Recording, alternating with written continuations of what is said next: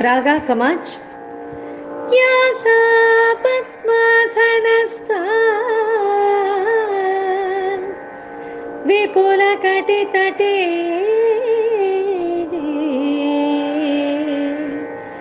पद्मपत्रायताक्षे गम्भीरावर्तनाभिः स्तनभरनमिता शुभ्रवस्त्रोत्तरीया लक्ष्मी दिव्यैः गजेन्द्रैः मणिगणखचितैः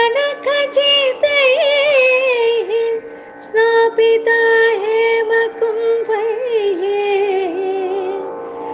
नित्यं सा पद्महस्ता मम वसतु गृहे सर्वमाङ्गल्य युक्ता। ಅವ್ರು ಒಂದ ಎರಡ ಮಾಡಿದ್ದು ನೋಡಿ, ಹೀಗಿರುತ್ತೆ ಕತೆ. ಸುಭದ್ರಮ್ಮನವರೇ, ನಾನೇನು ಸುಮ್ಮನೆ ಬಿಡಲ್ಲ. ಅವ್ರ ಮನೆ ಹುಡುಗಿನ ನಮ್ಮ ಮನೆ ಸೊಸೆನಾಗಿ ಮಾಡಿಕೊಂಡಾಗಲೇನೆ ಅವಳು ಇಷ್ಟಿಷ್ಟೆಲ್ಲರಿ ಮಾಡಿರೋದು. ನೋಡಿ, ಗೊತ್ತಾಯ್ತಾ ನಿಮಗೆ? ಹೀಗಾಗುತ್ತೆ ಅವ್ರ ಮನೆ ಕತೆ. ಇವಳೇನು ಮಾಡಿದ್ಲು, ವಿಷಯನ ಕಿತ್ತಿ ತಂದೊಂದಿಷ್ಟು ವಿಷಯನ ಇಲ್ಲಿ ಸೇರಿಸಿ ತಿಕ್ಕಿ ತಿಕ್ಕಿ ತಿಕ್ಕಿ ಒಂದು ಹೂ ಬತ್ತಿ ತಯಾರಾಗಿ. ಪ್ರವಚನ ಮುಂದುವರಿತಾ ಇದೆ. ಕೃಷ್ಣದ್ವೈಪಾಯನಾಚಾರ್ಯದು ಶ್ರೀನಿವಾಸ ಆಕಾಶಪುರಕ್ಕೆ ಬಂದಿದ್ದಾನೆ. ಗೋಪಿಬಾಯಿ, ನಿಮ್ಗೆ ಈ ವಿಷಯ ಗೊತ್ತಿಲ್ವಾ? ಏನದು? ವಾಸುದೇವರಾಯರ ತಂಗಿ ಇದ್ಲಲ್ಲ, ಅದೇ ಮೀನಾಕ್ಷಿ, ಅವಳ ಕಥೆನೇ ಗೊತ್ತಾ ನಿಮಗೆ? ಈ ಮಗಳ ವಿಷಯ ಬಿಡ್ರಿ, ಮುಂದಿನ ವಿಷಯ ತಗೊಂಡು ನೋಡಿ ಹೇಗಿರುತ್ತೆ ಅಂತ. ಒಂದ ಎರಡ ಇವರೆಲ್ಲ ಮಾಡಿರೋದು. ನಾನು ಆ ವಿಷಯ ಹೇಳ್ತೀನಿ. ಪೂನಾಕ್ಕೆ ಅವಳು ಕೊಟ್ಟಿದ್ರು, ಮನೆಗೆ ಹೋದ್ಲು. ಹೋಗಿ ಅವ್ರ ಅತ್ತೆನ್ ಕಂಡ್ರಾಗಲ್ಲ ರೀ ಅವಳಿಗೆ. ಅವಳು ಏನ್ ಮಾಡಿದಲ್ಲ ಗೊತ್ತಾ? ಹೋಗಿ ಮಾಟ ಮಾಡಿಸ್ಕೊಂಡ್ ಬಂದಿದ್ದಾಳೆ. ಅದ್ಯಾವುದೋ ಕೇರಳಕ್ಕೆ ಹೋಗ್ಬಿಟ್ಟು. ಪಾಪ ಅವರತ್ತೆ ನನ್ನ ಸ್ನೇಹಿತರು ಸಾವಿತ್ರಿಬಾಯಿ ಅಂತ ತುಂಬಾ ಒಳ್ಳೆಯವ್ರು ಕಣ್ರಿ ಅವರು. ಹಾಸಿಗೆ ಹಿಡಿದು ಒಂದಲ್ಲ ಎರಡಲ್ಲ ಅವ್ರ ಅಣ್ಣ ತಮ್ಮಂದ್ರು ಎಲ್ಲ ಒಬ್ಬರಿಗೆ ಒಬ್ರು. ಧೀರೇಂದ್ರ ಗೊತ್ತಲ್ಲ ನಿಮ್ಗೆ? ಧೀರೇಂದ್ರ, ಆಮೇಲೆ ಸುಶೀಲೇಂದ್ರ, ಆಮೇಲೆ ಸುಗುಣೇಂದ್ರ, ಆಮೇಲೆ ಇವರೆಲ್ಲ ಗೊತ್ತಲ್ಲಪ್ಪ ನಿಮಗೆ. ಇವನು ಪ್ರಾಣೇಶ. ನೋಡಿ, ಇವಳೇನ್ ಮಾಡಿದ್ಲು, ಅದೇ ವಿಷಯನ ಎಳೆದು ಗಂಟ್ ಗಂಟ್ ಗಂಟ್ ಗಂಟ್ ಅಂದ್ರೆ ಗೆಜ್ಜೆ ವಸ್ತ್ರ ಮಾಡುದು. ಮುಗೀತಾ ಅಂತ ಅನ್ಕೊಂಡ್ರ ನೀವಲ್ಲಿಗೆ? ಕಡೆಯವಳಿದ್ದವಳು ಹತ್ತಿ ಆ ಎಲ್ಲಾ ವಿಷಯ ತಗೊಂಡು, ಇನ್ನೊಬ್ಬರ ಮನೆ ವಿಷಯ ನಮ್ಗೆ ಯಾಕೆ ಬಿಡಿ, ತಗೊಂಡು ಏನ್ ಮಾಡುದು? ನಾವು ಬರೋದು ಅದನ್ನೆಲ್ಲ ಮಾತಾಡಕ್ಕ, ಏನೋ ಪಾಠ ಪುರಾಣ ಗಿರಾಣ ಕೇಳ್ಕೊಂಡು ಹೋಗೋಕ್ಕೆ. ನಮ್ಮ ತಲೆಗೆಲ್ಲ ಹೋಗೋ ವಿಷಯವೇನಲ್ಲ ಪುರಾಣ. ಆ ಪುರಾಣ ಹೇಳೋರ್ ಮನೆ ಕಥೆ ಗೊತ್ತಾ ನಿಮಗೆ? ಹೇಳಿದ್ರೆ ಅಸಹ್ಯ ಆಗತ್ತಪ್ಪ ಅಂಥವ್ರೆಲ್ಲ ಬಂದು ಪುರಾಣಗಳು ಹೇಳ್ತಾ ಕೂತ್ಕೊಂಡ್ರೆ ನಾವು ಬಂದು ಕೇಳೋದನ್ನು ಕೇಳು. ಆದರೆ ಮನೆ ಒಳಗೆ ಟೈಮ್ ಪಾಸ್ ಆಗಲ್ಲ ಕಣ್ರಿ ಲಕ್ಷ್ಮೀಬಾಯಿ. ಅದಕ್ಕೆ ನಾನೊಂದಿಷ್ಟು ಹೊತ್ತಿ ಬತ್ತಿ ಮಾಡಿಕೊಂಡ್ರೆ ಒಂದು ಕಟ್ಟಿಗೆ 25 ರೂಪಾಯಿ ಇದೆ. ಈಗ ಏನೋ ಒಂದು ಹೂಗೋ ಹಣ್ಣಿಗೋ ಕಾಸಿಗೋ ಸೀರೆಗೋ ಬ್ಲೌಸ್ಗೋ ಯಾತಕ್ಕಾದ್ರೆ ಆಗತ್ತೆ ಅಂತ ಹೇಳಿ ನಾನು ಇದನ್ನೆಲ್ಲ ಇಲ್ಲಿ ಕುತ್ಕೊಂಡು ಮಾಡ್ತೀನಿ. ಯಾವ ಪಾಠ ಯಾವ ಪ್ರವಚನ ಏನು ಕೇಳಿದ್ರೆ ಏನ್ರಿ? ನಾ ಮಾಡಿದ ಕರ್ಮ ಬಲವಂತವಾದೊಡೆ ನೀ ಮಾಡುವುದೇನೋ ಹರಿಯೇ, ಸಾಮಾನ್ಯವಲ್ಲವಿದು ಬ್ರಹ್ಮ ಬರೆದ ಬರಹ ಅಂತ ಹೇಳಿಲ್ವೇನ್ರಿ?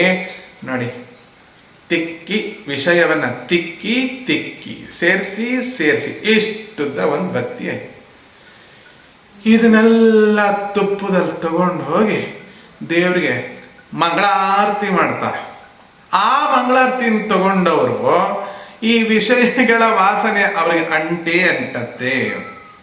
ಇದೆಲ್ಲ ಯಾಕೆ ಬರ್ತಾ ಇದೆ ಅಂದ್ರೆ, ಕಾಯಿಕ ಇದು ವಾಚನಿಕ ಪಾಪಗಳು. ಎಂಥದಿದು? ವಾಚನಿಕ ಪಾಪಗಳಲ್ಲಿ ಪ್ರಲಾಪಸ್ಯ ವರ್ಜನೆ. ಪ್ರಲಾಪ ಅಂತ ಎಂತಂದ್ರೇನು? ಕೆಲಸಕ್ಕೆ ಬಾರದಿರ್ತಕ್ಕಂತಹ ಮಾತುಗಳನ್ನ, ಕಾಡು ಹರಟೆಯನ್ನ ಹೊಡೆಯುವುದು ಒಂದು ಕೂಡ ಮಹಾಪಾಪ. ಭೀಮಸೇನನನ್ನ ಹಿರಿಯರು ಏನಂತ ಹೇಳಿರುವುದು ಗೊತ್ತಾ ನಿಮಗೆ? ಒಂದು ಮಾತಿದೆ, ಭೀಮಸೇನ ಮೌನಿಯಂತೆ, ಜೀವನದಲ್ಲಿ ಬಹಳ ಮೌನಿಯಂತೆ. ಆದರೆ ಭೀಮನಷ್ಟು ಮಾತಾಡೋರು ಯಾರೂ ಇಲ್ಲ. ಅವನೇನು ಮಾತಾಡಲೇ ಇಲ್ವಾ? ಇಡೀ ಪಾಂಡವರಲ್ಲಿ ಭೀಮನ ಹಾಗೆ ಬಡ ಬಡ ಬಡ ಬಡ ಬಡ ಬಡ ಮಾತಾಡೋರೇ ಇರಲಿಲ್ಲ. ಆದರೂ ಅವನ್ನ ಮೌನಿ ಅಂತ ಯಾಕೆ ಹೇಳಿದ್ರು? ಯಾಕೆಂದ್ರೆ ಪ್ರಲಾಪಸ್ಯಚ ವರ್ಜನೆ. ಭೀಮಸೇನ ದೇವರದು ಹಾಳು ಹರಟೆ ಇಲ್ಲ. ಹಾಗಾದ್ರೆ ಹಾಳು ಹರಟೆ ಮಾತಾಡೋದು ಅಂತಂದು ವಾಚನಿಕ ಪಾಪವಾಯಿತು. ಕಾಯಿಕವಾದದ್ದು 3, ವಾಚನಿಕವಾದದ್ದು 4, ಇನ್ನು ಮಾನಸಿಕ ಪಾಪ ಅಂತ ಒಂದಿದೆ. ಏನದರ್ಥ ಮಾನಸಿಕ ಪಾಪ? ಇಬ್ರು ಗೆಳೆಯರಿದ್ರು. ಒಬ್ಬ ತುಂಬ ಕುಡಿಯೋದು, ಮಾಂಸ ತಿನ್ನೋದು, ಅಥವಾ ಒಬ್ಬ ಸೂಳೆಯನ್ನು ಕೂಡ ವೇಶ್ಯೆಯನ್ನು ಇಟ್ಕೊಂಡಿದ್ದು. ಅವನಿಗೆ ಒಬ್ಬ ಒಳ್ಳೆಯ ಆಚರಣೆಯನ್ನು ಮಾಡತಕ್ಕಂತಹ ಒಬ್ಬ ಸ್ನೇಹಿತ ಬ್ರಾಹ್ಮಣ ಇತ್ತು. ಸಣ್ಣ ವಯಸ್ಸಿಂದಲೂ ಅವ್ರ ಜೊತೆಯಲ್ಲಿದ್ದರು. ಮುಂದೆ ಎಂದೋ ದಾರಿ ತಪ್ಪದ ಮೊದಲೇ ಎರಡನೇ ಅವನು ಸುಸಂಸ್ಕೃತನಾಗಿ ಸಂಸ್ಕೃತ ಅಧ್ಯಯನ ಎಲ್ಲ ಮಾಡಿ ಬ್ರಾಹ್ಮಣತ್ವವನ್ನು ಪಡ್ಕೊಂಡಿದ್ದ. ಅದು ಸ್ನೇಹ ಬಿಟ್ಟೋಗಿರಲಿಲ್ಲ.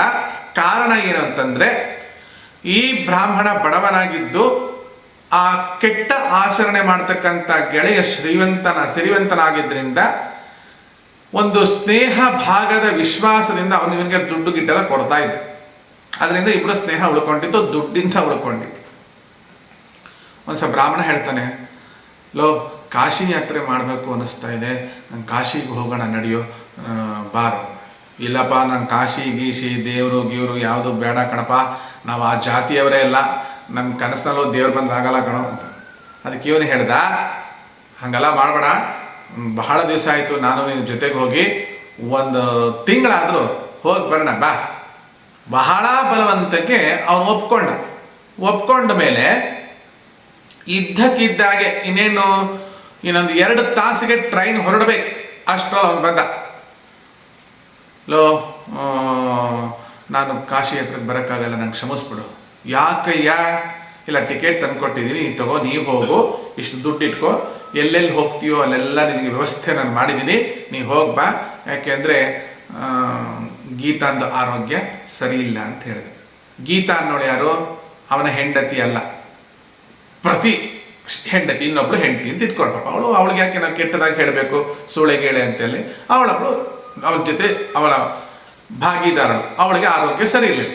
ಅದಕ್ಕೆ ನಾನು ಆಗೋದೇ ಇಲ್ಲ, ಬರೋಲ್ಲ.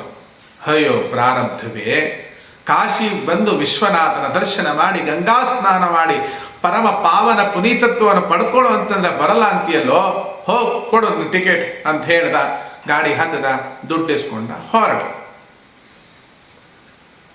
ಏನೋ ಕಾರಣಗಳಿಂದ ಕಾಶಿಗೆ ಹೋದ ಒಂದು ಸಾವಾಯಿತು, ಇವನು ಸತ್ತ.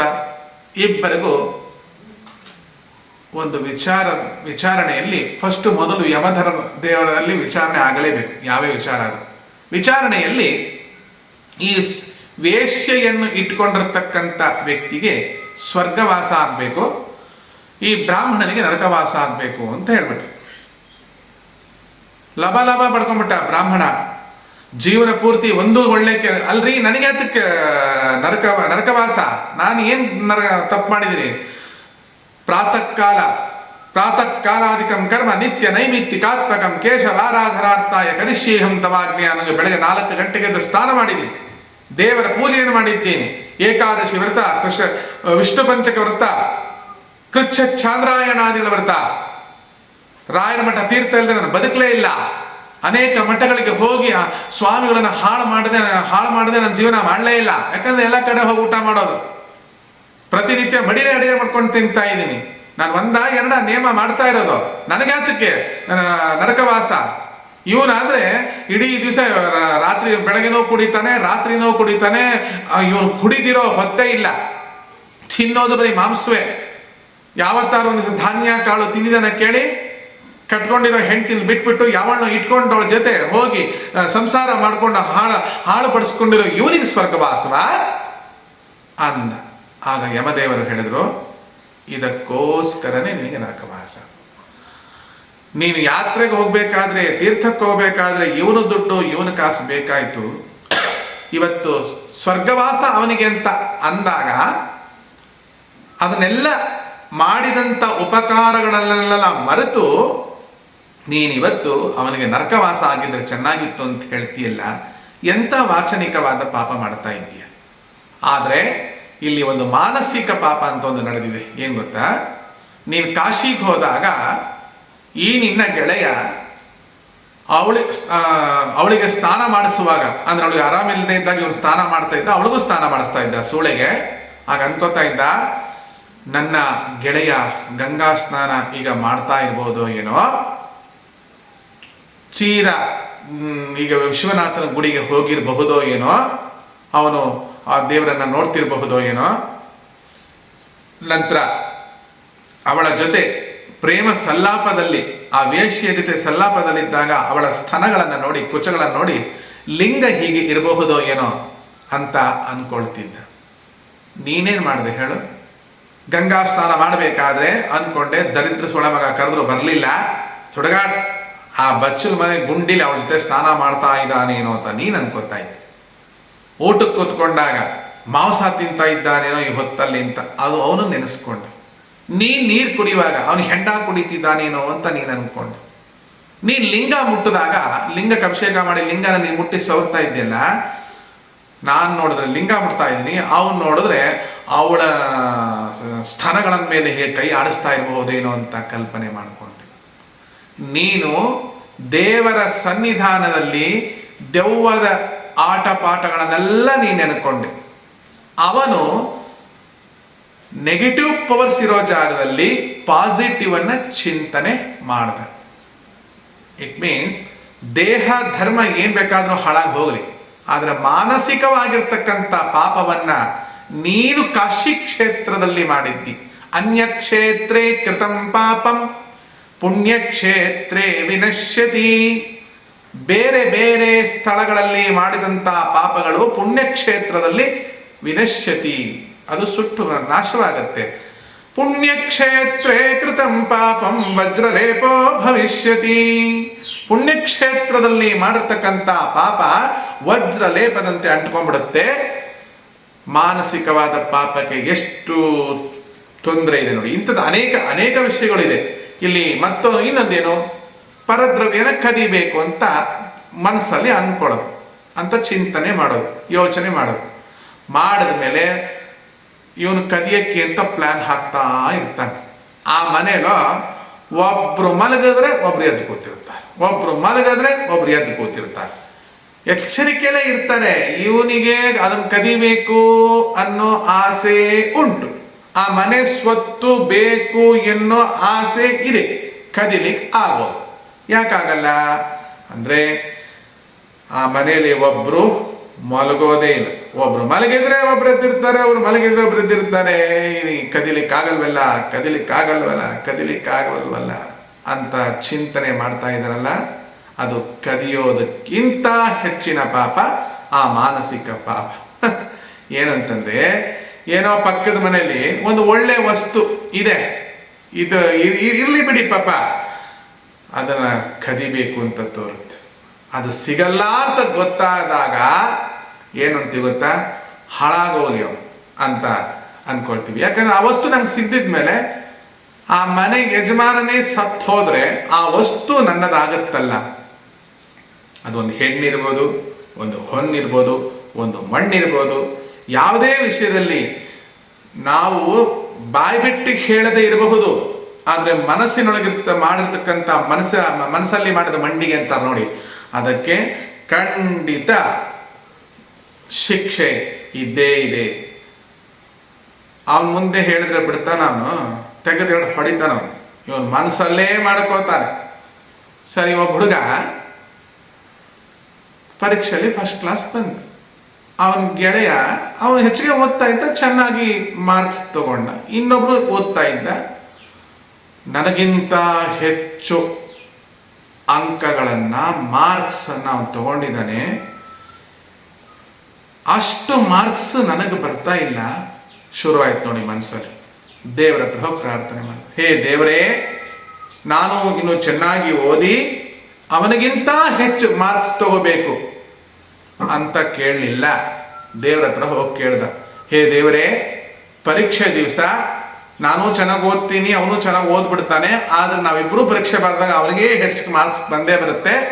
ನಾನು ನಿಮಗೆ ಹೆಜ್ಜೆ ನಮಸ್ಕಾರ ಹಾಕ್ತೀನಿ, ಗೆಜ್ಜೆ ಕಟ್ಕೊಂಡು ಬೇಕಾದ್ರೆ ಡ್ಯಾನ್ಸ್ ಮಾಡ್ತೀನಿ, ಏನು ಬೇಕಾದರೂ ಮಾಡ್ತೀನಿ ದೇವರೇ.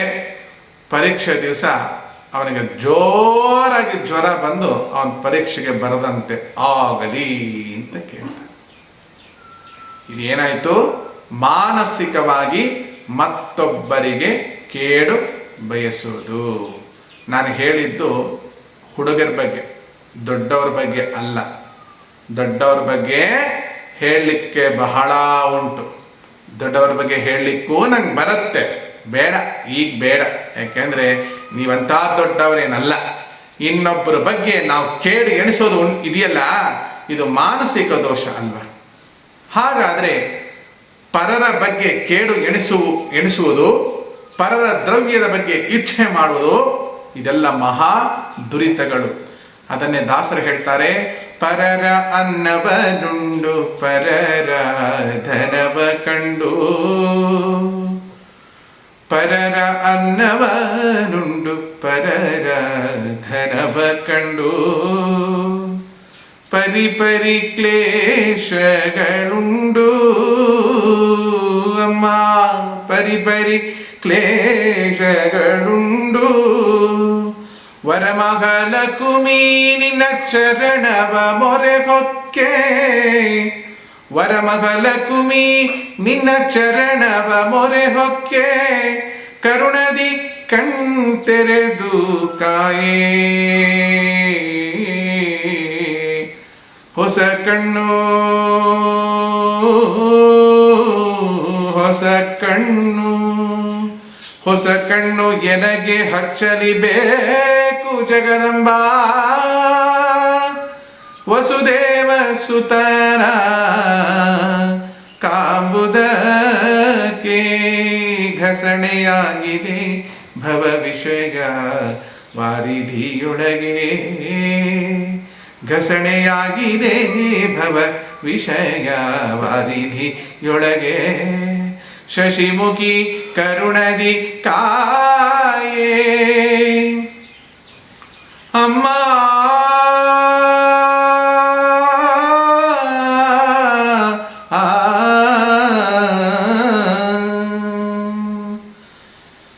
ಇನ್ನೊಂದು ವಿಷಯ ಇದೆ.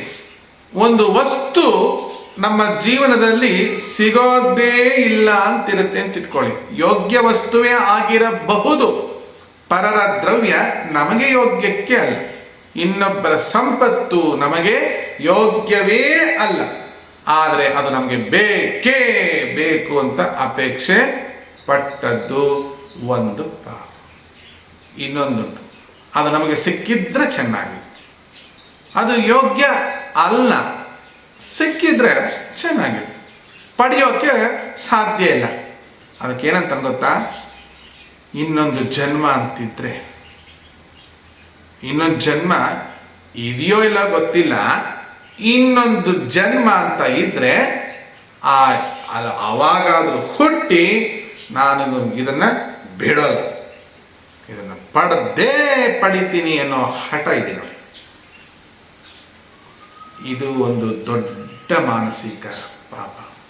ಅಲಭ್ಯವಾಗಿರ್ತಕ್ಕಂಥ ವಸ್ತುವನ್ನು ನಾನು ದೊರಕಿಸಿಕೊಳ್ಳಲೇಬೇಕು ಅಂತ ಪ್ರಯತ್ನ ಪಟ್ಟವರ ಕಥೆ ಎಲ್ಲ ಪುರಾಣಗಳಲ್ಲಿ, ಇತಿಹಾಸಗಳಲ್ಲಿ ಏನೆಲ್ಲ ಸ್ಥಿತಿಯಾಗಿದೆ ನೋಡಿ.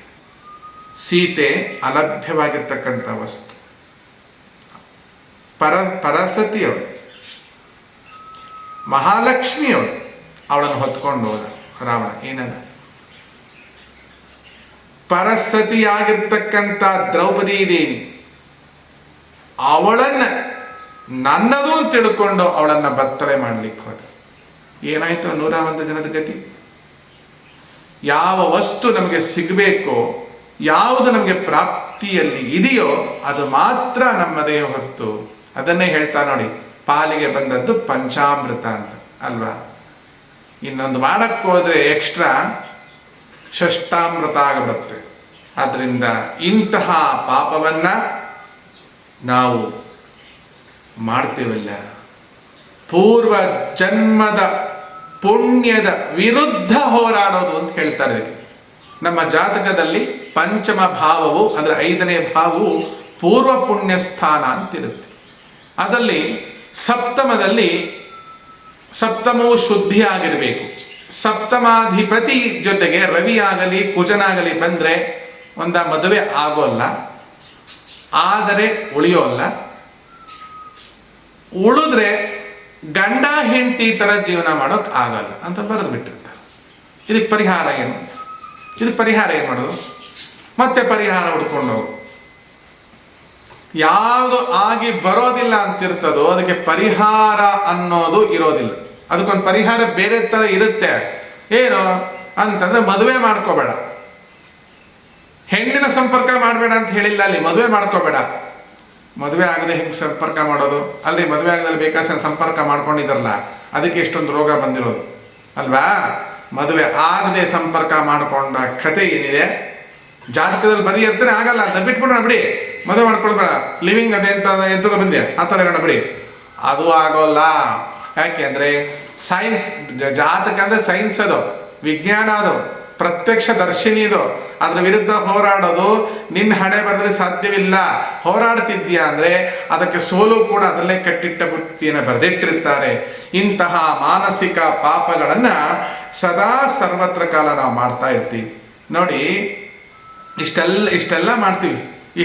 ಎಲ್ಲರಿಂದಲೂ ಕೂಡ ಇದು ಮಾಡಿದ್ರು ಕೂಡ ಕಡೆಗೆ ನಮ್ಗೆ ಆಗೋದೇನು? ದುಃಖ ಅಲ್ವಾ. ಇದಕ್ಕೆಲ್ಲ ಪಾಪ ಬರುತ್ತೆ ಅಂತ ಗೊತ್ತಿದ್ರೂ ಕೂಡ ನಾವು ಮಾಡ್ತೀವಲ್ಲ, ಅದು ದುಃಖ ಅಲ್ವಾ. ಏನಿದು ದುಃಖ? ಪಾಪದ ಫಲ. ನಮಗೆ ಏನಾದರೂ ಸಂಕಟ ಬಂದಿದೆ, ದುಃಖ ಬಂದಿದೆ ಅಂದರೆ ಅದು ಪಾಪದ ಫಲ ಅಂತ ತಿಳ್ಕೊಳ್ಳಿ. ಈ ರೀತಿಯಾದ 10 ರೀತಿಯಾಗಿರ್ತಕ್ಕಂಥ ಪಾಪಗಳು ನಾವು ಮಾಡ್ತೇವೆ. ಯಾವುದು? 3 ಪಾಪ ಕಾಯಿಕ ಅಂದರೆ ದೇಹದಿಂದ, 4 ಪಾಪಗಳು ಮಾನಸಿಕವಾಗಿಯೂ, 3 ಪಾಪಗಳು ದೈಹಿಕವಾಗಿಯೂ, 4 ಪಾಪಗಳು ವಾಚಿಕವಾಗಿಯೂ. ಎಣಿಸ್ಕೊಳ್ಳಿ, ನಾನು ಹಿಂದಿಂದ ಹೇಳ್ಕೊಂಡು ಬಂದೆ, ಉದಾಹರಣೆಗಳನ್ನು ಕೊಟ್ಟುಕೊಂಡು ಹೇಳ್ಕೊಂಡು ಬಂದೆ. 4 ಪಾಪಗಳು ವಾಚನಿಕವಾಗಿಯೂ ಮತ್ತೆ ಇನ್ನು 3 ಪಾಪಗಳು ಮಾನಸಿಕವಾಗಿಯೂ ಮಾಡ್ತೇವೆ. ಇದಕ್ಕೆ ದಶವಿಧವಾಗಿರ್ತಕ್ಕಂಥ ಪಾಪಗಳು ಅಂತ ಹೇಳ್ತಾರೆ. ನಮ್ಮ ಜೀವನದಲ್ಲಿ ಸದಾ ನಡೆಯುತ್ತೇವೆ. ಅದಕ್ಕೆ ನಾವು ನಮಸ್ಕಾರ ಮಾಡ್ಬೇಕೇನಂತ ಹೇಳಿ, ಭಗವಂತ ಕೇಶವ, ನಾನು ಮಾಡ್ತಾ ಇರ್ತಕ್ಕಂಥ ಯತ್ಕೃತಂ ಪಾಪಂ ಮಯಾ ಕೃತ ಪಾಪಂ ಎಲ್ಲವನ್ನು ನಾಶ ಮಾಡು. ಪದ್ಮೇನ ಉದರೇಣ ಶಿಷ್ಟ ಅಹಸ್ತದಂಬದು ಯತ್ಕಿಂಚ ದುರಿತಂ ಮಯಿ ಮಾಮೃತಯೋನು ಸತ್ಯೇ ಜ್ಯೋತಿಷಿ ಜುಹೋಮಿ ಸ್ವಾಹ ಅಂತ ಕುಡಿತಾರೆ ನೋಡಿ. ಪದ್ಭ್ಯಾಂ ಪಾದಗಳಿಂದ, ಉದರೇಣ ಹೊಟ್ಟೆಯಿಂದ, ಶಿಷ್ಣ ಮರ್ಮಾಂಗದಿಂದ ಮಾಡ್ತಕ್ಕಂಥ ಅನೇಕ ಪಾಪಗಳಿದೆ. ಆ ಪಾಪಗಳೆಲ್ಲ ಈ ಗಂಗಾ ಪಾನದಿಂದ ನಶಿಸಿ ಹೋಗಲಿ. ಅಂದ್ರೆ ಕೈಯಲ್ಲಿ ಅಭಿಮಂತ್ರ ಸಿಟ್ಕೊಂಡಿರ್ಬೇಕು. ಓಂ ನಮೋ ನಾರಾಯಣಾಯ, ಓಂ ನಮೋ ನಾರಾಯಣಾಯ, ಓಂ ನಮೋ ನಾರಾಯಣಾಯ. ನಾರಾಯಣನ ಚಿಂತನೆ ಮಾಡಿದ್ರೆ ಸಾಕು, ಗಂಗೆ ಬಂದ್ಲು ಅಂತ ಅರ್ಥ ಅಷ್ಟೆ. ಅದಕ್ಕೆ ದೊಡ್ಡವರೆಲ್ಲ ಅವರ ಸ್ಮಾರ್ತ ಯತಿಗಳಿರಬಹುದು, ಅಥವಾ ಅಯ್ಯಂಗಾರ ಯತಿಗಳಿರಬಹುದು, ಅಥವಾ ಮಾಧ್ವರಿ ಯಾರೇ ಇರಲಿ, ಯತಿಗಳು ಅನ್ಸ್ಕೊಂಡವ್ರು ಮಾತ್ರ ಅವ್ರೇನಂತ ಗೊತ್ತಾ, ನಮಸ್ಕಾರ ಮಾಡಿದಾಗ ನಾರಾಯಣ ನಾರಾಯಣ ನಾರಾಯಣ. ಯಾಕೆಂದರೆ ನಾರಾಯಣ, ಯಣ ಅಲ್ಲ, ನಾ ಅರ, ದೋಷವಿಲ್ಲದ ಅಯನ, ದೋಷವಿಲ್ಲದಕ್ಕೆಲ್ಲ ಅಯನ, ಆಶ್ರಯವಾಗಿರ್ತಕ್ಕಂತಹ ದೇವರನ್ನು ನೆನೆದರೆ ಪಾಪ ಪರಿಹಾರವನ್ನು ಮಾಡುವಂಥ ಸುಂದರವಾಗಿರ್ತಕ್ಕಂಥ ತೀರ್ಥ ಅವನ ಪಾದದಲ್ಲಿ ಇದೆ. ಗಂಗೆ ಅಲ್ಲಿಂದ ಹರಿದಾಳೆ ಅಂದ್ರೆ ಗಂಗೆ ಅಲ್ಲಿಂದ ಬಿಟ್ಟಿದ್ದಾಳೆ ಅಂತ ಹೇಳೋಕ್ಕಾಗಲ್ಲ. ಕಾಶಿಗೆ ಬಂದಿದ್ದಾಳೆ ಗಂಗೆ. ಎಲ್ಲಿಂದ? ಗೋಮುಖದಿಂದ ಶುರುವಾಗತ್ತೆ.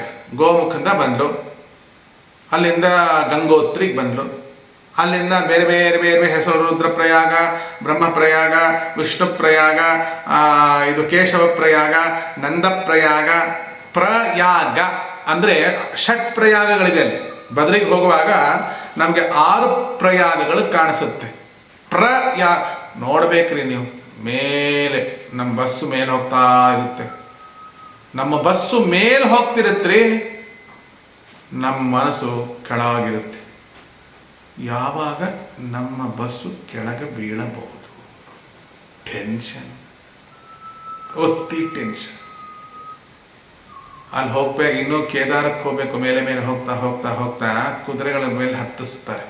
ನಡೆಯೋರು ನಡೀತಿರ್ತಾರೆ, ಕುದುರೆ ಮೇಲೆ ಹತ್ತಿಸ್ತಾರೆ. ಆ ಕುದುರೆಗಳು, ಅವು ಕುದುರೆಗಳಲ್ಲವು, ಕುದುರೆಗಳ ಥರ ಇರೋ ಹೆಸರು ಗತ್ತೆಗಳು, ಹೆಸರು ಕತ್ತೆ ಅಂತಾರೆ, ಅಂದರೆ ಮಿಕ್ಸ್ ಕತ್ತೆಗಳು. ನನಗೆ ಹೆಂಗೆ ಗೊತ್ತಾಯ್ತು ಅಂದರೆ, ಯಾರೋ ಹೋಗ್ತಾ ನಮ್ಮಲ್ಲೊಬ್ಬ ತಲೆ ಹರಟಿ ಇದ್ದ, ಬೋಲೆ ಮಾತಾಡ್ತಿದ್ದಾರೆ. ಬಡಿತೀನಿ ನೋಡು ಅಂತಿದ್ದೆ, ಅವರು ಬಡಿತೀನಿ ನೋಡು ಅಂತಿದ್ದ ಅವನು, ಹನುಮಂತ ಅಂತ ಅವನ ಹೆಸರು. ಹೋಗ್ತಾ ಇದೀವಿ, ಹೋಗ್ಬೇಕಾದ್ರೆ ಒಂದು ಕುದುರೆ ಬಡಲ್ಲಂತ ಒಂದು ಎತ್ತಿ ಇಕ್ಕತ್ತು ನೋಡಿ ಅವನಿಗೆ. ಒಂದು ಎಲ್ಲಿ ಇಕ್ಕಬೇಕು ಅಲ್ಲೇ ಇಕ್ಕತ್ತು, ಹಂಗೆ 2 ಕೈ ಹಿಡ್ಕೊಂಡು ಹಂಗೆ ಕೂತ್ಬಿಟ್ಟ ಅವನಿಗೆ. ಆವಾಗೇ ಗೊತ್ತಾಯ್ತು, ಇದು ಕುದುರೆ ಅಲ್ಲಪ್ಪ, ಇದು ಕತ್ತೇಶ್ವರ ಸ್ವಾಮಿಗಳು ಅಂತ. ಕುದುರೆ ಎಂದೂ ಈ ಹಿಂದ್ಗಡೆಯಿಂದ ಹೊಡೆಯಲ್ಲ, ಹಿಂದಿಂದ ಹೊಡೆಯೋದು ಕತ್ತೇನೆ ಹೊಡೆಯೋ, ಒಂದು ಶಾಟ್ ಇಡ್ತು ನೋಡ್ರಿ ಹಂಗೆ. ಅದೇನು ಮಾಡ್ತಾ ಕುದುರೆಗಳು ರೋಡಿನ ಮಧ್ಯೆ ಹೋಗಲ್ಲ, ತುದೀಗೆ ಹೋಗುತ್ತೆ, ಕೆಳಗಿರುತ್ತೆ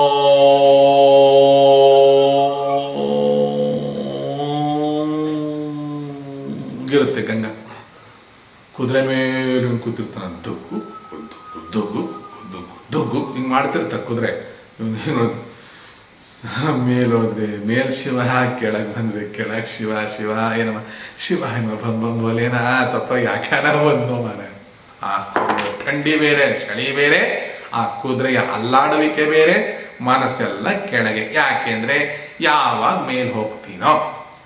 ಇಂತಹ ಪ್ರಪಾತ, ಅದ್ಭುತವಾಗಿರ್ತಕ್ಕಂಥ ರಮ್ಯ ರಮಣೀಯ ದೃಶ್ಯವನ್ನ ನಾವು ಹಿಮಾಲಯದಲ್ಲಿ ನೋಡಲಿಕ್ಕೆ ಬರುತ್ತೆ. ಎಷ್ಟು ಅದ್ಭುತವಾಗಿರ್ತಕ್ಕಂಥ ಪರ್ವತ ಶ್ರೇಣಿಗಳು, ಅಲ್ಲಿನ ಹಸಿರು ವರ್ಣವೇ ಬೇರೆ. ಗಂಗೆಯ ತಡಿಯಲ್ಲಿ ಇರುವ ವೃಕ್ಷಗಳ ಬುಡದಲ್ಲಿ ಗಂಗೆಯ ಪ್ರಾಣ ಶಕ್ತಿಯ ಸಿಂಚನಗಳು ಆಗಿ ಅಲ್ಲಿ ಬಿಡುವಂತಹ ಫಲ, ಪುಷ್ಪ, ವೃಕ್ಷಗಳು ಅದ್ಭುತವಾಗಿರ್ತಕ್ಕಂತಹ ಒಂದು ಸೌಂದರ್ಯಕ್ಕೆ ಕಲಶವಿಟ್ಟಂತೆ. ನೋಡಬೇಕು, ಅಷ್ಟು ಎತ್ತರದಿಂದ ಧಾರಾಕಾರವಾಗಿ ಇದು ಸುರಿತಾ ಇರುತ್ತೆ, ಝರಿ ಸುರಿತಾ ಇರುತ್ತೆ. ಅದೇನು ನಂದ ಪ್ರಯಾಗ. ಪ್ರಯಾಗ ಅಂದರೆ ಪ್ರಕೃಷ್ಟವಾಗಿ ಸೇರು ನದಿಗಳು. ಅಲಕನಂದ ಮತ್ತು ಭದ್ರ, ಅಲಕನಂದ, ಚಕ್ಷು, ಅಲಕನಂದ, ಸೀತ, ಬೇರೆ ಬೇರೆ ಬೇರೆ ನದಿಗಳು ಹೀಗೆ ಸೇರುವಂಥ ಜಾಗಕ್ಕೆ ನಂದ ಪ್ರಯಾಗ, ಕೇಶವ ಪ್ರಯಾಗ, ರುದ್ರ ಪ್ರಯಾಗ, ಹೀಗೆ ಬೇರೆ ಬೇರೆ ಪ್ರಯಾಗಗಳನ್ನು ದಾಟ್ತಾ ದಾಟ್ತಾ ದಾಟ್ತಾ ನಾವು ಜೋಶಿ ಮಠಕ್ಕೆ ಬರ್ತೀವಿ. ಜೋಶಿ ಮಠ ಅಲ್ಲ, ಅದು ಜ್ಯೋತಿರ್ಮಠ. ಅದು ಜೋಶಿ ಮಠ ಆಗಿದೆ. ಅಲ್ಲಿ ಒಂದು ದಿವಸನೂ ಕಾಯಿಸ್ಬೋದು ನಮ್ಮನ್ನು, ಅಲ್ಲಿ ನಿಲ್ಲಿಸ್ತಾರೆ, ಗೇಟ್ ಹಾಕಿರ್ತಾರೆ. ಅಂದರೆ ಹೀಗೆ ನಾವು ಬದ್ರಿಕಾಶ್ರಮಕ್ಕೆ ಹೋಗುವಂಥ ಒಂದು ದಿವ್ಯವಾಗಿರ್ತಕ್ಕಂಥ ಇದನ್ನು ನೋಡಿದ್ರೆ ಎಲ್ಲ ನಮ್ಮ ಸುತ್ತಮುತ್ತ, ನಮ್ಮ ಗಂಗೆನ ಬಿಟ್ಟು ನಾವು ಆಚೆ ಹೋಗೋಕ್ಕೆ ಆಗಲ್ಲ. ಈ ಕಡೆ ನೋಡಿಗೆ ಬಂದು ಎಡಗಡೆ ಗಂಗೆ, ಆ ಕಡೆ ಬೆಟ್ಟಕ್ಕೆ ಬಂದರೆ ಬಲಗಡೆ ಗಂಗೆ, ಎಡಗಡೆ ಬಲಗಡೆ, ಎಡಗಡೆ ಬಲಗಡೆ.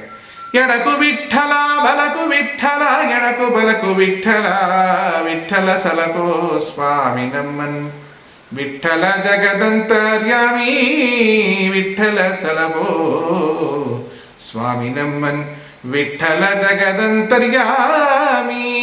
ಎಡಕು ಗಂಗಾ ಬಲಕು ಗಂಗಾ, ಗಂಗಾ ಗಂಗಾ ಹೇ ಗಂಗಾ. ಇಂಥ ಗಂಗೆ 10 ವಿಧವಾಗಿರ್ತಕ್ಕಂಥ ಪಾಪಗಳನ್ನು ಹರತಿ. ಯಾವತ್ತು ಹರತಿ? ಜ್ಯೇಷ್ಠ ಶುದ್ಧ ದಶಮಿ ದಿವಸ ಹರತಿ. ಜ್ಯೇಷ್ಠ ಮಾಸ ಶುದ್ಧ ದಶಮಿಯಲ್ಲಿ ವರ್ಷಕ್ಕೊಂದು ಸಲ ನೋಡಿ ಈ ಒಂದು ಯೋಗ. ಇದಕ್ಕೆ ಕಾವಡಿ, ಗಂಗಾ ಕಾವಡಿ ಅಂತ ಹೇಳ್ತಾರೆ. 500 ಕಿಲೋಮೀಟ್ರು, 800 ಕಿಲೋಮೀಟ್ರು, 1000 ಕಿಲೋಮೀಟರ್ ಇದ್ದೀವಿ, ಕಾವಡಿನ ಹೊತ್ಕೊಂಡು ಬರ್ತಾರೆ. ಕಾವಡಿ ಅಂದ್ರೇನು? ಒಂದು ದೊಡ್ಡದೊಂದು ದೊಣ್ಣೆ ಇರುತ್ತೆ, ಅದಕ್ಕೆ 2 ಕಡೆ ಬುಟ್ಟಿ ಥರ ಕಟ್ಟಿರ್ತಾರೆ. ಅದರಲ್ಲಿ 1, 2, 3 ಹೀಗೆ 4 ಕೊಡಗಳನ್ನ ಇಟ್ಕೊಂಡಿರ್ತಾರೆ. ಆ ಕೊಡಗಳನ್ನು ಇಟ್ಕೊಂಡು ನಡ್ಕೊಂಡು ಬರ್ತಾರೆ. ಬಂದು ಶುದ್ಧವಾಗಿ ಸ್ನಾನ ಮಾಡಿ ಗಂಗೆಯನ್ನು ತುಂಬಿಸಿಕೊಂಡು ನಡ್ಕೊಂಡು ಹೋಗ್ತಾರೆ. ಆ ಕಾವಡಿಗೆ ಎಷ್ಟು ಅಲಂಕಾರ ಮಾಡಿರ್ತಾರೆ ಗೊತ್ತಾ? ಇದಕ್ಕೆ ದಶಹರ ಅಂತ ಹೇಳ್ತಾರೆ. ಗಂಗಾ ದಶಹರ, ದಸರಾ ಅಲ್ಲ, ದಶಹರ. ಮೈಸೂರು ದಶಹರ ಅನ್ಬೇಕು, ಮೈಸೂರು ದಸರಾ ಅನ್ಬಾರ್ದು. ಅಜ್ಜರ ಕಾಡಿದ್ದಂತೆ, ಅಜ್ಜರ ಕಾಡು ಅಂತ ಹೇಳ್ತಾರೆ. ಅದೇನು ಕಾಡು ನಮಗೂ ಗೊತ್ತಾಗಲ್ಲ. ಅಜ್ಜರ ಕಾಡು, ಅಜ್ಜರ ಕಾಡು. ಅಜಗರ ಕಾಡಿರಬಹುದು ಅಂತ ಕಾಣಿಸ್ತದೆ. ಅಜಗರ ಅಂದ್ರೆ ಏನೋ ಹೆಬ್ಬಾವುಗಳು ಹೆಚ್ಚಿಗೆ ಉಳ್ಳಂತ ಕಾಡಾಗಿದ್ದರಿಂದ ಅಜಗರ ಕಾಡು ಆಗಿದ್ದು, ಮುಂದೆ ಬಾಯಲ್ಲಿ ಯಾವುದೋ ಒಂದು ಜರುಗಿ ಹೋಗಿ ಅಜ್ಜರ ಕಾಡು ಉಳ್ಕೊಂಡು ಅಜ್ಜರ ಕಾಡು, ಅಜಗರ ಹೋಯ್ತಲ್ಲಿ, ಅಜ್ಜರ ಕಾಡಾಗೋಯ್ತು. ಈ ರೀತಿಯಾಗಿ ದಶವಿಧ ಪಾಪಗಳನ್ನು ಹರತಿ ದಶಹರ. ಆ ದಿವಸಕ್ಕೆ ಗಂಗಾ ದಶಹರ. 10 ವಿಧವಾಗಿರ್ತಕ್ಕಂಥ ಪಾಪಗಳು ಹೋಗೋದು. ಯಾಕೆ ಅಂತಂದ್ರೆ ಪಾಪವನ್ನು ಕಳೆಯುವಳು ಬರ್ತಾಳೆ. ಯಾರು? ಜೀವನ ಸೇರುವ ಪಾಪವ ಕಳೆವಳು ಯಾರು? ಗಂಗೆ. ಅವಳು ಆ ದಿವಸ ಬರ್ತಾಳೆ, ಬಂದು ಭೂಮಿಗೆ ಬರ್ತಾಳೆ. ಯಾಕೆ? ನಿಮ್ಮ ನಾವು ಮಾಡಿದ ಜನ್ಮಾಂತರದ ಪಾಪಗಳನ್ನು ಕಳೀಲಿಕ್ಕೆ ಬರ್ತಾಳೆ. ಆದ್ದರಿಂದಲೇ ಅವಳ ಹೆಸರು ಭೂಮಿಗೆ ಬಂದ ಮೇಲೆ ಗಂಗಾ ಅಂದ್ರೆ ಅವಾಗಲೇ ಗಂಗಾ ಅಂತ ಆಗೋದು. ಅದಕ್ಕೆ ಮುಂಚೆ ಅವಳ ಹೆಸರು ಗಂಗಾ ಅಲ್ವೇ ಅಲ್ಲ, ಗಂಗಾ. ತುಂಬಾ ಜನ ಹರಿದ್ವಾರದಲ್ಲಿ ಗಂಗೆಯನ್ನು ಭರ್ತಿ ಮಾಡ್ತಾರೆ. ನಿಜವಾಗಿ ಅಲ್ಲಿ ಮಾಡಬಾರ್ದು, ಕಾಶಿಯಲ್ಲೇ ಮಾಡಬೇಕು. ಯಾಕೆ ಅಂದ್ರೆ ವರ್ಣ ಮತ್ತು ಅಸಿ ಎಂಬ ನದಿಗಳು ಅಲ್ಲಿ ಸೇರೋದ್ರೊಂದಿಗೆ ನಮಗಲ್ಲಿ ಗಂಗಾ ಅಂತ ಹೆಸರಾಗೋದೇ ಅಲ್ಲಿಂದ ಮುಂದಕ್ಕಾದ್ರಿಂದ ನಾವು ಕಾಶಿಯಲ್ಲೇ ಗಂಗೆಯನ್ನು ಭರ್ತಿ ಮಾಡಬೇಕು. ಮೊದಲೆಲ್ಲ ನೋಡಿದ್ದೇವಲ್ಲ, ಏನು ಮಂದಾಕಿನಿ, ಅಲಕನಂದ, ಭೋಗವತಿ, ಭಾಗೀರಥಿ, ಏನೆಲ್ಲ ಹೆಸರುಂಟು ಅವಳಿಗೆ. ಜ್ಯೇಷ್ಠ ಶುದ್ಧ ದಶಮಿ ಎಂದು ಅದು ಕರೆಯೋದಿಲ್ಲ ಅಲ್ವಾ? ಗಂಗಾ. ಏನು ಮನೆಯಲ್ಲಿ ಏನಿತ್ತು? ಮನೆಯಲ್ಲಿ ಗಂಗಾ ಸಮಾರಾಧನೆ ಇತ್ತು. ಏನು ಜೀವನದಲ್ಲಿ ಏನಾದ್ರೂ ಗಂಗಾ ಸ್ನಾನ ಮಾಡಿದ್ದೀಯ ನೀನು? ಗಂಗಾ ಸ್ನಾನನ ಯಾವಾಗ, ಎಲ್ಲಿದೆ ಅಂತ ಕೇಳ್ತೀವಿ ನಾವು. ಒಂದು ವಿಷಯ ಇದೆ ಧರ್ಮಶಾಸ್ತ್ರದಲ್ಲಿ, ಹೆಣ್ಣು ಮಕ್ಕಳ ತಲೆಯಲ್ಲಿ ಏನ್ ತುಂಬಿಕೊಂಡಿದೆ? ಹೆಣ್ಣು ಮಕ್ಕಳ ತಲೆಯಲ್ಲಿ ಗಂಗಾ ಸನ್ನಿಧಾನ. ಹೆಣ್ಣು ಮಕ್ಕಳ ತಲೆ ಕೂದಲಿನಲ್ಲಿ ಗಂಗಾ ಸನ್ನಿಧಾನ ಇದೆಯಂತೆ. ಅದಕ್ಕೆ ಅವ್ರೇನ್ ಮಾಡ್ತಾರೆ ಗೊತ್ತಾ? ಗಂಗಾ ಯಮುನಾ ಸರಸ್ವತಿ, ಗಂಗಾ ಯಮುನಾ ಸರಸ್ವತಿ, ಗಂಗಾ ಯಮುನಾ ಸರಸ್ವತಿ, ಗಂಗಾ ಯಮುನಾ ಸರಸ್ವತಿ. ಅದಕ್ಕೆ ವೇಣಿ ಅಂತ ಹೇಳ್ತಾರೆ. ವೇಣಿ ಮಾಧವನ ತೋರಿಸೆ ಜಾಣೆ ತ್ರಿವೇಣಿ, ವೇಣಿ ಮಾಧವನ ತೋರಿಸೆ, ವೇಣಿ ಮಾಧವನ ತೋರಿಸೆ ಜಾಣೆ ತ್ರಿವೇಣಿ, ವೇಣಿ ಮಾಧವನ ತೋರಿಸೆ. ಗಂಗಾದೇವಿ ಒಂದು ವೇಣಿ, ಯಮುನಾದೇವಿ ಒಂದು ವೇಣಿ, ಸರಸ್ವತಿ ದೇವಿ ಒಂದು ವೇಣಿ. ಆ 3 ವೇಣಿಗಳು ಸೇರುವ ಜಾಗಕ್ಕೆ ತ್ರಿವೇಣಿ ಸಂಗಮ ಅಂತ ಹೇಳ್ತಾರೆ. ಪ್ರಯಾಗ, ಅಲಹಾಬಾದ್ ಅಂತ ಹೇಳ್ತಾರೆ. ಅಲ್ಲಿ 3 ನದಿಗಳು ಬರುತ್ತೆ. ಆದರೆ ಗಂಗಾ ಶುದ್ಧವಾಗಿ ಬೆಳ್ಳಗೆ ಕಾಣುತ್ತೆ, ಯಮುನಾ ಕಪ್ಪಗೆ ಕಾಣುತ್ತೆ. ಯಾಕಂದ್ರೆ ಅವಳ ಹೆಸರು ಕಾಳಿಂದಿ ಅಂತ. ಕಾಳಿಂದಿ ಕಪ್ಪಗಿರುವವಳು. 2 ನದಿ ಸೇರುತ್ತಲ್ಲ, ಸೇರಿದೆ ಅಂತ ಹೆಂಗ್ ಗೊತ್ತಾಗತ್ತೆ ನೋಡಿ, ಎಷ್ಟು ಚೆನ್ನಾಗಿರುತ್ತೆ ಅಂದ್ರೆ, ಅರ್ಧ ಭಾಗ ಕಪ್ಪು ಅರ್ಧ ಭಾಗ ಬಿಳಿ ನೀರು, ಮಧ್ಯದಲ್ಲಿ ಸ್ಕೇಲ್ ತಗೊಂಡು ಹಾಕಿದ್ರು ಹೆಚ್ಚು ಕಮ್ಮಿ ತಪ್ಪು ಬರ್ಬೋದೇನೋ ಅಷ್ಟು ಸ್ಕೇಲ್ ಹಾಕಿದ ಒಂದು ಗೆರೆ ಕಾಣಿಸುತ್ತೆ. ಮತ್ತೆ ಸರಸ್ವತಿಯಲ್ಲಿ ಮಧ್ಯಕ್ಕೆ ಹೋಗಿ ಸ್ನಾನ ಮಾಡಿ ನೋಡಿ, ಹೋಗಿ ನೋಡಿದಾಗ ನಿಮ್ಮ ಕಾಲ ಅಡಿಯಲ್ಲಿ ನೀರು ಹರಿಯೋದು ಕಾಣುತ್ತೆ. ಗೊತ್ತಾಗುತ್ತೆ, ಮತ್ತೆ ಸ್ಪರ್ಶ ಆಗತ್ತೆ. ಕಾಲಡಿಯಲ್ಲಿ ನೀರು ಹರಿಯುತ್ತೆ. ದೇವರ ಕಾಲಡಿಯಲ್ಲಿ. ಕಾಲಡಿ ಅಂತ ಕೇರಳದಲ್ಲಿದೆ ಅಂತಾರೆ. ಕಾಲಡಿ ಅಲ್ಲಿ ಕೇರಳದಲ್ಲಿಲ್ಲ, ಅದಿರೋದು ವೈಕುಂಠದಲ್ಲಿ. ಕಾಲಡಿ ಇರೋದು ಕೇರಳದಲ್ಲಿ ಅಲ್ಲ, ವೈಕುಂಠದಲ್ಲಿದೆ. ಯಾಕೆ ಅಂದ್ರೆ ಕಾಲಿನ ಅಡಿಯಲ್ಲಿಯೇ ಗಂಗಾ ತಡಿ. ಜಡಿಯಾಗಿ ಬಂತು, ಜಡಿ ಮಳೆ ಅಂತಾರೆ ನೋಡಿ, ಜಡಿಯಾಗಿ ಭೂಮಿಗೆ ಇಳಿದು ಬಂದಳು. ಇಳಿದು ಬಾ ತಾಯೇ, ಇಳಿದು ಬಾ, ಹರಿಯ ಅಡಿಯಿಂದ ಹರನ ಗಡೆಯಿಂದ ಇಳಿದು ಬಾ ತಾಯಿ, ಇಳಿದು ಬಾ. ಇಂಥ ಗಂಗಾ ಸನ್ನಿಧಾನ ಸ್ತ್ರೀಯರ ತಲೆಯ ಕೂದಲಿನಲ್ಲಿ ಇರುವುದರಿಂದಲೇ ಅವರು ಜಡೆಯನ್ನು ಹಾಕಿಕೊಳ್ಳುವುದು. ಜಡೆ ಒಂದು 3 ಜಡೆ ಒಂದು ಮನೇಲಿ ಇರಬಾರ್ದು ಅಂತಾರೆ ನೋಡಿ. ಯಾಕಂದ್ರೆ ಯಾಕೆ ಹೇಳಿ, ಈ ಸುಲಭ. ಗಂಗಾ ನದಿ, ಯಮುನಾ ನದಿ, ಸರಸ್ವತಿ ನದಿ ಒಟ್ಟೊಟ್ಟಿಗೆ ಹರಿದಾಗ ಏನಾಗುತ್ತೆ, ಫ್ಲಡ್ ಆಗತ್ತಾನೆ. ಅದಕ್ಕೆ ಹೇಳಿರ್ಬೋದೇನು. ಏನು ಅಂತ ಹೇಳ್ತಾರೆ, ತಲೆಯಲ್ಲಿ ಗಂಗಾ ಸನ್ನಿಧಾನ ಉಂಟು. ಇವತ್ತು ಯಾರ ತಲೆಯಲ್ಲಿ ಸನ್ನಿಧಾನ ಎಲ್ಲ ಇಲ್ವೇ ಇಲ್ಲ ಅಂತ ಕಾಣುತ್ತೆ. ಯಾಕಂದ್ರೆ ನೋಡಿ, ತಲೆ ಮೇಲೆಲ್ಲ ಗಂಡಸರು ಕೂದಲು, ಗಂಡಸರು ಕ್ರಾಪು, ಹೆಂಗಸರ ತಲೆಯಲ್ಲಿ ಹೆಂಗಸರದು ಜಡೆ, ಗಂಡಸರ ತಲೆ. ಎಲ್ಲ ಗಂಡಸರು ಜಡೆನೇ ಹಾಕೊಳ್ಳೋದು, ಮೂಗು ಚುಚ್ಕೊಳ್ಳೋದು, ಕಿವಿ ಚುಚ್ಕೊಳ್ಳೋದು, ಎಲ್ಲ ಗಂಡಸರು ಮಾಡ್ಕೊಳ್ಳೋದು. ಯಾಕ್ರಿ, ಯಾವುದೋ ಒಂದು ಅಲಂಕಾರ ಉಳ್ಕೋಬೇಕಲ್ಲ. ಅವ್ರು ಬಿಟ್ಟ ತಕ್ಷಣ ನಾವು ಬಿಟ್ಬಿಟ್ರೆ ಹೆಂಗಸರು ಹೆಣ್ಣುಗಳು ಅಂತ ಒಬ್ರು ಇದ್ರು ಅಂತ ನಾವೆಲ್ಲಿ ಯೂಟ್ಯೂಬಲ್ಲಿ ನೋಡೋಕ್ಕಾಗತ್ತೆ? ಅದಕ್ಕೋಸ್ಕರ ಅವ್ರು ಮಾಡೋ ಅಲಂಕಾರಗಳೆಲ್ಲ ನಾವು ಮಾಡ್ಕೊಳ್ಳೋದು. ನಾವು ಮಾಡ್ಕೊಳ್ತಿದ್ದ ಅಲಂಕಾರ ಎಲ್ಲ ಅವ್ರು ಮಾಡ್ಕೊಳ್ತಿದ್ದಾರೆ. ಗಂಗಾ ಸನ್ನಿಧಾನ ತಲೆಯಲ್ಲಿ ಇದೆ. ಯಾಕೆ ಇದೆ ಅಂದ ತಕ್ಷಣ, ಗಂಗಾ ಸನ್ನಿಧಾನ ತಲೆಯಲ್ಲಿದೆ ತಾನೆ, ಗಂಗೆ ನೀರಿದ್ದ ಜಾಗದಲ್ಲ ಪವಿತ್ರ ಇರುತ್ತೆ ತಾನೆ. ಅದಕ್ಕೆ ನೋಡು, ತಲೆದೊಂದು ಕೂದಲು ತೆಗೆದು ಅಡಿಗೆ ಒಳಗೆ ಹಾಕ್ಬೋದು. ನಾವು ಊಟಕ್ಕೆ ಕೂತಾಗ ಇಷ್ಟದ ಕೂದಲು ಬರುತ್ತೆ ನೋಡಿ. ಏನಾರು ಕೂದಲು ಒಳಗೋಗಿ ಸಿಕ್ಕಾಕು ಅಂತಂದ್ರೆ ಬಹಳ ಮಜಾ. ಒಂದು 100 ಜನ ಊಟಕ್ಕೆ ಕೂತಿರ್ಬೇಕು, ಕೂದಲು ಸಿಕ್ಕಾಕೊಂಡು ಹೇಳಕ್ ಬರಲ್ಲ.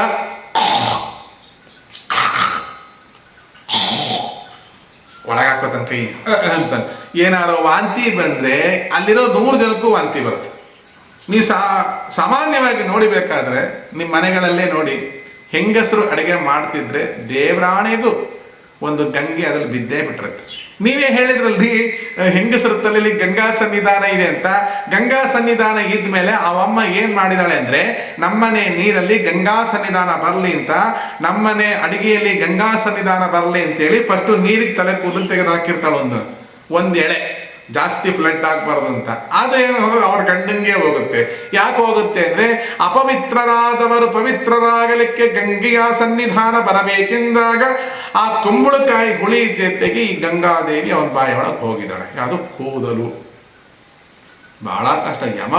ಯಮ ಕಿಂಕರುಡ ಅಂತ ಅಷ್ಟು ಹಿಂಸೆ ಆಗತ್ತೆ. ಕೂದಲು ಅದೇನು ಕೊಯ್ಯೆಲ್ಲ ಏನು ಮಾಡಲ್ಲ ರೀ, ಅಲ್ಲೆಲ್ಲ ಸಿಕ್ಕಾಕೊಡ, ಅಲ್ಲಿ ಈ ಹಲ್ಲಲ್ಲಿ ಏನೋ ಒಂದು ಒಳಗೆ ಹೋಗಿ ಸೇರ್ಕೊಳ್ಳುತ್ತೆ. ಅದು ನೋಡ್ಬೇಕು, ಬಹಳ ಕಪಿಚೇಷ್ಟೆ ಅದು. ಸಿಕ್ಕಿದ್ದೆಲ್ಲ ಹೆಟ್ಕೋತಾ ಇರ್ತಾರೆ. ಹಂಗೆ ಈ ತರ ಗಂಗಾ ಸನ್ನಿಧಾನ ತಲೆ ಕೂದಲಲ್ಲಿ ಉಂಟು ಎಂದು ಗೊತ್ತಾದ್ಮೇಲೆ ಅಡುಗೆಗೆ ತೆಗೆದು ಹಾಕೋದಲ್ಲ. ಮತ್ತೇನದ್ರ ಅರ್ಥ? ಹೆಂಡತಿ ಪರಸ್ಥಳಕ್ಕೆ ಹೋಗಿದ್ದಾಳೆ. ಪರಸ್ಥಳಕ್ಕೆ ಹೋದಾಗ ಇವನು ಅಡುಗೆ ಮಾಡ್ಕೋಬೇಕಾಗ ಗಂಡಸು ಫೋನ್ ಮಾಡ್ತಾನೆ ಹೆಂಡತಿಗೆ. ಏನಂತ ಫೋನ್ ಮಾಡ್ತಾನೆ, ಲೇ ನಾನಿವತ್ತು ಬಿಸಿಬೇಳೆ ಬಾತ್ ಮಾಡ್ಕೋಬೇಕಾಗಿದೆ, ಏನೇನು ಮಾಡಬೇಕು? ಸರಿ, ಒಂದು ಕೆಲಸ ಮಾಡಿ, ತೊಗರಿ ಬೇಳೆ ತೊಗೊಳ್ಳಿ. ಆಯಿತು, ತೊಗೊಂಡು ಮತ್ತೆ ಫೋನು. ಈಗ ಅದನ್ನು ಬೇಯಿಸ್ಕೊಳ್ಳಿ. ಒಂದೊಂದು ಹದಕ್ಕೂ ಆ ಹೆಣ್ಣುಮಗಳು ಎಲ್ಲ ಹೇಳ್ತಾ ಹೋದ್ಲು. ಆವಾಗ ಬಿಸಿಬೇಳೆ ಬಾತು ತಯಾರು ಆಯ್ತು. ಆದಮೇಲೆ ಮತ್ತೆ ಫೋನ್ ಮಾಡ್ದ. ಲೇ ಏನೇ ಅಂದ. ಏನ್ರಿ ಎಲ್ಲ ಹೇಳಾಯ್ತಲ್ಲ, ಮತ್ತೇನು ಫೋನ್ ಮಾಡ್ತಾ ಇದ್ದೀರಾ? ನಮ್ಮಮ್ಮನ ಮನೆಗೆ ಬರೋದೇ ಅಪರೂಪ. ವಾರಕ್ಕೆ ಒಂದು ದಿವಸ ಏನೋ ಗಂಡನ ಮನೆಗೆ ಬರ್ತಾಳೇನೆ ಅವಳು. ಯಾಕೆಂದರೆ ಅಲ್ಲೇ ಕುವೆಂಪು ನಗರ, ಅಲ್ಲೇ ಸರಸ್ವತಿಪುರಂ ಹತ್ತತ್ರನೇ. ಅವಮ್ಮ ಯಾವಾಗಲೂ ಅವ್ರ ಅಮ್ಮನ ಮನೆ ಒಳಗೆ ಇರೋದು. ಅವ್ರ ಗಂಡ ಮನೆಗೆ ಬರೋ ಹೊತ್ತಿಗೆ ಈ ಅಮ್ಮನ ಕರ್ಕೊಂಡು ಹೋಗ್ಬೇಕು ಮನೆ. ಯಾಕೆಂದ್ರೆ ಅವ್ರ ಅಮ್ಮನ ಮನೆ ಅಲ್ಲೇ ಇರೋದ್ರಿಂದ ಅದೇನು ಬಿಡಿ, ಪಾಪ ನಮ್ಮಮ್ಮನ್ನು ನೋಡ್ಕೊಳ್ಳೋದು ಯಾರು. ಅವ್ರ ಅಮ್ಮನ ನೋಡ್ಕೊಳ್ಳೋದಲ್ಲ, ಅವ್ರ ಅಮ್ಮನೇ ಇವಳನ್ನು ನೋಡ್ಕೊಳ್ಳೋದು. ಗಂಡ ಬರೋದು ಕರ್ಕೊಂಡು ಹೋಗಿ ಪಾಪ. ಈ ಥರ ಇಂಥದ ಮನೆಗೆ ಹೋಗಿಲ್ಲ ಆ ಹೆಂಡತಿ. ಆಗ ಅವ್ರ ಗಂಡ ಹೇಳ್ದ, ಒಂದೇ ಒಂದು ಮರ್ತು ಬಿಟ್ಟಿದ್ದೀನಿ ಕಣೆ. ಏನು ಅದು ಏನಂತ ಗೊತ್ತಾಗ, ಕೂದಲನ್ನು ಯಾವಾಗ ಹಾಕಬೇಕು ಅಂತ ಕೇಳಿದ್ರು. ಅಂದ್ರೆ ಅರ್ಥ ಆಯ್ತಲ್ಲ ನಿಮಗೆ? ಈಗೇನು ಮಾಡಬೇಕು? ಏನು ಮಾಡ್ಬೇಕೀಗ? ಏನು ಮಾಡೋಗಿಲ್ಲ. ಅವಳು ಹೇಳಿದ್ಲು, ಇದು ರೆಸಿಪಿ ಹೇಳಿದ್ದೆ, ಅದ್ರಲ್ಲಿ ಕೂದಲು ಹಾಕೋ ವಿಷಯ ಬರೋಲ್ಲ. ಯಾಕೆ ಅವ್ನು ಕೇಳಿದಾಗ ಗೊತ್ತಾ, ಊಟ ಮಾಡಿದಾಗೆಲ್ಲ ಒಂದು ಕೂದಲು ಸಿಕ್ತಿತ್ತು ಅಂತ ಕಾಣಿಸುತ್ತೆ. ಅವನು ಮಧ್ಯದಲ್ಲಿ ಕೂದಲು ಹಾಕ್ಬೇಕಾ ಅಥವಾ ಕಡೆ ಕೂದಲು ಹಾಕ್ಬೇಕಾ? ಅವಳಲ್ಲಿ ಕೂದಲು ಹಾಕಕ್ಕೆ ಸಣ್ಣ ಕೂದಲು ಕಡೆ ತೆಗೆದು ಉದ್ದನ ಕೂದಲು ಬೇಕಾಗಿದೆ, ಎಲ್ಲ ಕೂದಲನ್ನ ತೆಗೆದ್ರೆ ಒಳಗಿಟ್ಟೋಗಿದ್ಯಾ ಅಂತ ಕೇಳಿದೆ. ಏನಿದ್ರ ಅರ್ಥ ಅಂತಂದ್ರೆ, ಕೂದಲು ಹಾಕಿದ್ರೆ ಅಡುಗೆ ಮಾಡ್ದಂಗೆ ಆಯ್ತು ಅಂತ ಅರ್ಥ ಅಲ್ಲ. ತಲೆ ಕೂದಲು ಎಷ್ಟೊತ್ತಿಗೆ ಹಾಕಬೇಕು ಅಂತಂದ್ರೆ ಗಂಗಾ ಸನ್ನಿಧಾನ ಇರೋದು ತಲೆಯಲ್ಲಿ ಅಂದ್ರೆ ತಲೆ ಕೂದಲಲ್ಲಿ ಇದೆ. ತಲೆ ಕೂದಲು ತಲೆಯಲ್ಲಿ ಇದ್ದಾಗ ಮಾತ್ರ ಗಂಗಾ ಸನ್ನಿಧಾನ. ತಲೆ ಕೂದಲು ಎಲ್ಲಿರ್ಬೇಕು? ತಲೆ ಒಳಗೆ ಇರಬೇಕು. ತಲೆ ಒಳಗೆ ಇರುವಾಗ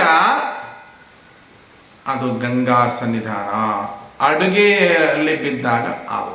ತಲೆಯಿಂದ ಒಂದು ಕೂದಲು ಕಿತ್ತು ನೆಲಕ್ಕೆ ಬಿದ್ದ ತಕ್ಷಣ ಅಲ್ಲಿ ಕಲಿ ಪ್ರವೇಶ ಆಯಿತು ಅಂತಲೇ ಅರ್ಥ. ಅದಕ್ಕೆ ನೋಡಿ, ತಲೆಯನ್ನು ಚೆನ್ನಾಗಿ ಹಿಂಡ್ಕೊಂಡು ಕೂದಲು ಬಿದ್ದು ಬಿಟ್ರೆ ಮೈಲಿಗೆ ಅಂತ ಅದಕ್ಕೆ ಏನು ಮಾಡ್ತಾರೆ, ಈ ಕೆಲವು ಮಠಗಳಲ್ಲೆಲ್ಲ ತಲೆಗೆ ಹೀಗೆ ಕಟ್ಟಿರ್ತಾರೆ. ಕಟ್ಟಿ ಆ ತಲೆ ಕೂದಲನ್ನು ಹೀಗೆ ಬಂಧಿಸಿರ್ತಾರೆ. ಪೂಜೆ ಎಲ್ಲ ಆದ್ಮೇಲೆ ಅದನ್ನು ಬಿಚ್ಚೋದು. ಒಂದು ತಲೆ ಕೂದಲು ಕೆಳಗೆ ಬಿತ್ತು ಅಂದ್ರೆ ಅಲ್ಲಿ ಕಲಿ ನೆಗೆಟಿವ್ ಪವರ್ಸ್ ಬಂತು ಅಂತಲೇ ಅರ್ಥ. ನೀವೇ ಹೇಳಿದ್ರ ತಲೆ ಕೂದಲಲ್ಲಿ ಗಂಗೆ ಇದ್ದಾಳೆ. ತಲೆ ಕೂದಲಲ್ಲಿ ಗಂಗೆ ಇದ್ದಾಳೆ ರೀ, ನಿಜ, ಅದರಲ್ಲೇನೋ ಅನುಮಾನವೇ ಇಲ್ಲ. ತಲೆಯ ಕೂದಲು ತಲೆಯಲ್ಲಿ ಇದ್ದಾಗ ಮಾತ್ರ ತಲೆ ಕೂದಲಿಗೆ ಬೆಲೆಗೆ ವಿನಃ ತಲೆಯಲ್ಲಿ ಕೂದಲಿಲ್ಲದಿದ್ರೆ ಬೆಲೆ ಇಲ್ಲ. ಹೆಣ್ಮಕ್ಳೇ ಹುಷಾರು, ನಿಮ್ಮ ತಲೆ ಕೂದಲು ನಿಮ್ಮ ತಲೆಯಲ್ಲೇ ಇರಲಿ. ತರಲೆ ಮಾಡಿಕೊಂಡು ಅಡುಗೆಗೆ ಹಾಕಕ್ಕೆ ಹೋಗಬೇಡಿ, ಜಾಗ್ರತೆ. ಆದ್ರಿಂದಲೇ ಎಷ್ಟು ಚೆನ್ನಾಗಿ ಬಂತು ನೋಡಿ, ಏನು ಚೆನ್ನಾಗಿ ಬಂತು. ವಿಷಯ ಬೇರೆ ಇದ್ರೂ ಕೂಡ ಸದ್ಯಕ್ಕೆ ಹೇಳ್ತಾ ಇದ್ದೀನಿ ನಾನು. ಏನಂದ್ರೆ, ಲಗ್ನದ ದಿವಸ ಹೆಣ್ಣು ಮಕ್ಕಳಿಗೆ ತಲೆ ತುಂಬ ಹೂ ಮುಡಿಸ್ತಾರೆ. ಎಲ್ಲಿ ಮುಡಿಸ್ತಾರೆ? ನಮ್ಮ ಸೌತ್ ಕೇಂದ್ರದಲ್ಲಿ, ದಕ್ಷಿಣ ಕನ್ನಡ ಜಿಲ್ಲೆಯಲ್ಲಿ. ಯಾವಾಗ ಮದುವೆಲು ಮುಡಿಸ್ತಾರೆ, ಮತ್ತೆ ಶ್ರೀಮಂತದಲ್ಲೂ ಮುಡಿಸೋದು ಉಂಟು. ಯಾಕೆ ಮುಡಿಸ್ತಾರೆ ಅಂತಂದ್ರೆ ಒಂದು ದೃಷ್ಟಿಯಿಂದ. ಅದಕ್ಕೆ ಜಲ್ಲಿ ಹಾಕೋದು ಅಂತ ಹೇಳ್ತಾರೆ.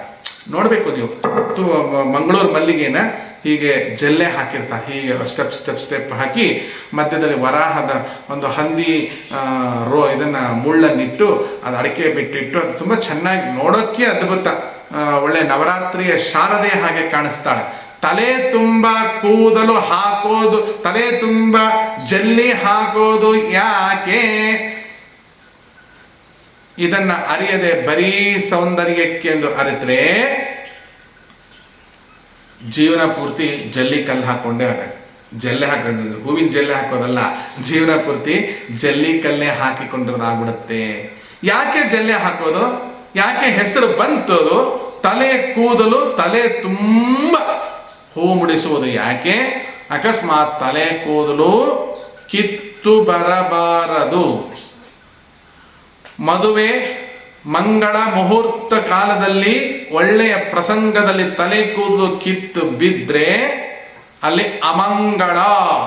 ತಲೆಯಲ್ಲೇ ಆ ಕೂದಲು ಇದ್ದರೆ ಮಂಗಳ, ನೋಡಿದವರಿಗೆ ಅವಳು ಸರ್ವ ಮಂಗಳ.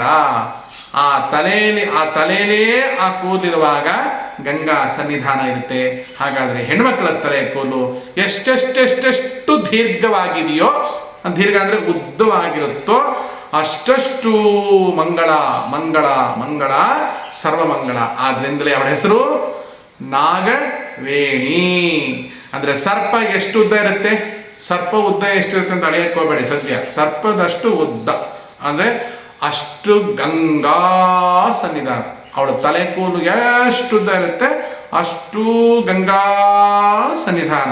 ಇಂತಹ ಅದ ಜಡೆ ಹಾಕೊಳ್ಳೋರು ಮನೇಲಿ ಇರಬೇಕು. ಇದ್ರೆ ಏನರ್ಥ? ಅಂತ ಹೆಣ್ಮಕ್ಳು ಅಂದ್ರೆ ಜಡೆ ಹಾಕೊಳ್ಳೋ ಹೆಣ್ಮಕ್ಳು ಮನೇಲಿದ್ರೆ ಪುರುಷ ಅಂದ್ರೆ ಗಂಡು ಮಕ್ಕಳಿಗೆಲ್ಲ ಇರ್ತಕ್ಕಂಥ ಪಾಪಂ ಗಮಯತಿ. ಮನೆಯಲ್ಲಿರ್ತಕ್ಕಂಥ ಗಂಡಸರ ಪಾಪಗಳೆಲ್ಲವೂ ಗಮಯತಿ ಇತಿ ಗಂಗಾ. ಮತ್ತಿನ್ನೊಂದು ಇದೆ, ಗಮಯತಿ ಪಾಪಂ ಗಮಯತಿ. ಪ್ರತಿಯೊಬ್ಬರಲ್ಲಿ ಇರ್ತಕ್ಕಂತಹ ಪಾಪಗಳನ್ನ ಹೋಗಲಾಡಿಸ್ತಾಳೆ. ಆದ್ರಿಂದಲೇ ಅವಳು ಗಂಗಾ. ಈ ಹೆಸರು ಬಂತು ಅರ್ಥ. ಮತ್ತೊಂದಿದೆ, ಗಾಂ ಗತಾ ಗಂಗಾ. ಭೂಮಿಗೆ ಬಂದ್ಲು. ಎಲ್ಲಿಂದ? ಹರಿದ್ವಾರದ ನಂತರ ಅವಳನ್ನ ಗಂಗಾ ಅಂತ ಕರೆಯೋದುಂಟು. ಹರಿದ್ವಾರದ ನಂತರ ಅವಳು ಪರ್ವತ ಶ್ರೇಣಿಗಳಿಂದ ಹರ್ಕೊಂಡು ಭೂಮಿಗೆ ಬರ್ತಾಳೆ.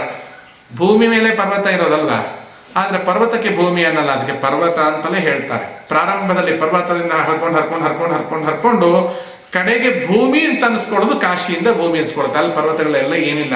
ಅಲ್ಲಿ ಬಂದಾಗ ಅವಳಿಗೆ ಗತಾ, ಅಲ್ಲಿಗೆ ಬಂದು, ಆದ್ರಿಂದ ಅವಳು ಗಂಗಾ. ಅದಕ್ಕಿಂತಲೂ ಅವಳ ಹರಿದ್ವಾರದಿಂದ ಭೂಮಿಗೆ ಬಂದಿರಬಹುದು.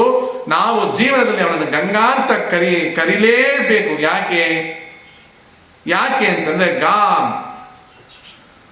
ಗತಗಿತಿ ಗಮಯತಿ, ಗಾಂ ಗಮಯತಿ, ಪಾಪಂ ಗಮಯತಿ.